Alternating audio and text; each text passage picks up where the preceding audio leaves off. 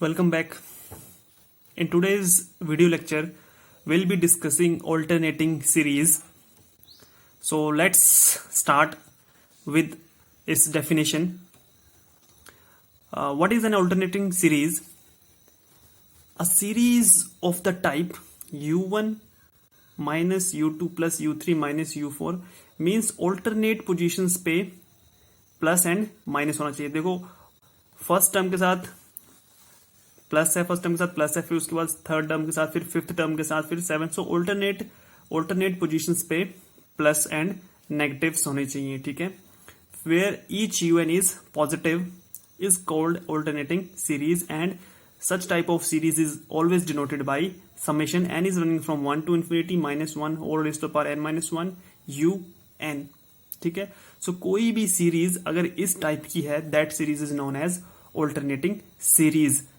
ठीक है. Means alternate positions पे प्लस एंड माइनस वहां पे प्रेजेंट होने चाहिए.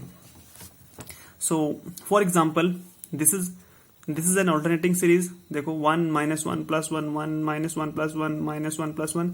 So this is an example of an alternating series. Second example आपके पास ये है 1 minus 1 by root 2 plus 1 by root 3 minus 1 by root 4.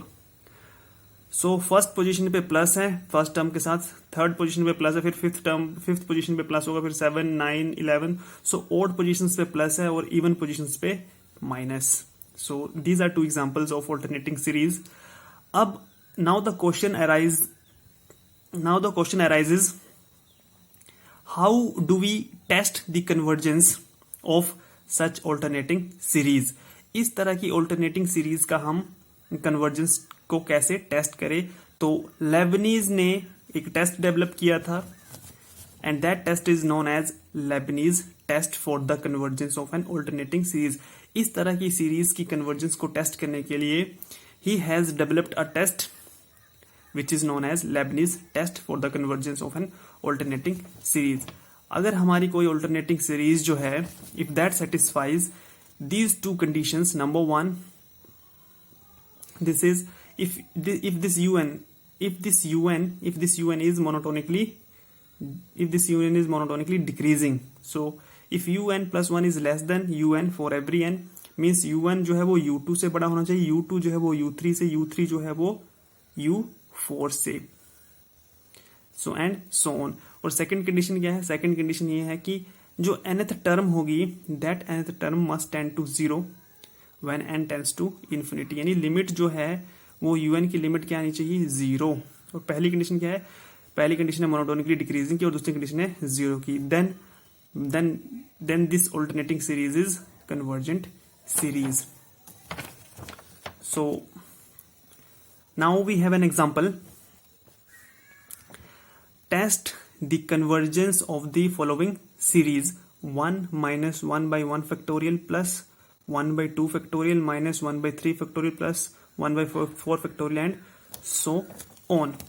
So solution in this case un is your 1 by n factorial. ठीक है. बाकी ये plus minus अलग से हैं. So un is your 1 by n factorial for every n. Now here un plus 1 becomes, n को हमें n plus 1 से रिप्लेस करना है. so un plus 1 becomes 1 by n plus 1 factorial. As we know that, or as we are aware that n plus 1 factorial is always greater than n factorial for every n. You can check. So by taking reciprocal both sides, what do we get? 1 by n plus 1 factorial is less than 1 by n factorial, and this is nothing but your un plus 1. so un plus 1 is less than un. So first condition जो है वो हमारी यहाँ पे true हुई. Second condition में हमें limit check करनी कि इस un की जो लिमिट है वो क्या आनी चाहिए? Zero. As n approaches to infinity, so limit n tends to infinity 1 by n factorial is always zero. So by Leibniz test दोनों हमारी कंडीशन सेटिस्फाई हो रही है un के लिए. So by Leibniz test this series is convergent series. Now for the second example, show that the series this summation n is running from 1 to infinity minus 1 raised to the power n minus 1 by n converges conditionally convergent series and absolutely convergent series. इन दोनों की definitions को मैं starting की starting की videos में, starting की जो infinite series की वीडियोस थी उनमें इनकी डेफिनेशंस को मैं पहले ही डिस्कस कर चुका हूं। आप लोग वहां से इनकी डेफिनेशंस को एक बार फिर से देख सकते हैं। लेकिन मैं आपको एक बार रिकॉल करवा देता हूं। कंडीशनली कन्वर्जेंट का मतलब यह है कि सीरीज जो है वो कन्वर्जेंट हो बट एब्सोल्युटली कन्वर्जेंट ना हो। That is your conditionally convergent series. ठीक है, series which is convergent but not absolutely convergent. So here un is, we have un is 1 by n. ठीक है, as we know n plus 1 is always greater than n for every n. By taking reciprocal both sides we have 1 by n plus 1 is less than 1 by n. ठीक है, and this is nothing but your un plus 1 and this is your un. So un plus 1 is less than un for every n in a natural number. आप इस वाले step को आप ऐसे भी कर सकते हो। इसका आप डेरिवेटिव चेक कर सकते हो। अगर इसका डेरिवेटिव जो है वो लेस देन 0 आ रहा है फॉर एवरी n के लिए, then we say this un is monotonically decreasing sequence. So इसका डेरिवेटिव क्या होगा? सो ये डेरिवेटिव हर केस में आपको इसका डेरिवेटिव निकालने की जरूरत नहीं है। कई बार जो है जहां पे डेरिवेटिव जो है वो डिफाइंड रहेगा वहीं पे हम डेरिवेटिव, अगर फंक्शन जो है वो डिफरेंशिएबल होगा, इन दैट केस हम उसका डेरिवेटिव जो है वो फाइंड आउट कर सकते हैं। तो in this case the function is differentiable, so it's differentiation is -1 by n square and 1 by n square हमेशा पॉजिटिव रहता है। सो माइनस है यहाँ पे, so minus and positive that is negative. So minus 1 by n square is always less than 0. So this implies un is monotonically decreasing sequence. So पहली condition हमारी satisfy हुई। Second condition के लिए हमारे पास, हमें पता है 1 by n की लिमिट को आती है, हमेशा 0 आती है।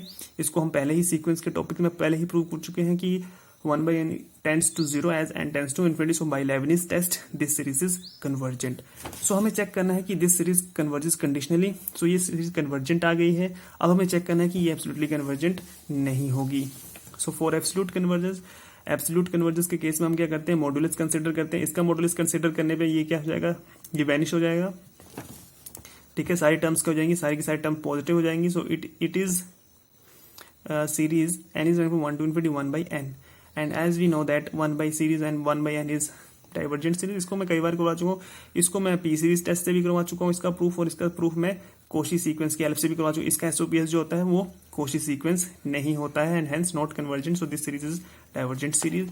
सो ये सीरीज जो है वो converge, this series does not converge absolutely. ये सीरीज एब्सोल्युटली कन्वर्ज नहीं कर रही है।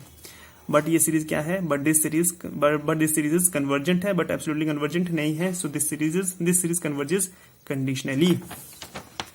Now for your homework, discuss the convergence and absolute convergence of following series. पहली सीरीज ये है summation n is 1 to minus 1 whole raised to the power n minus 1 divided by root n। इसकी आपको convergence check करनी है and absolute convergence check करनी है, और आपको बताना है कि ये कंडीशनली कन्वर्जेंट है कि नहीं है।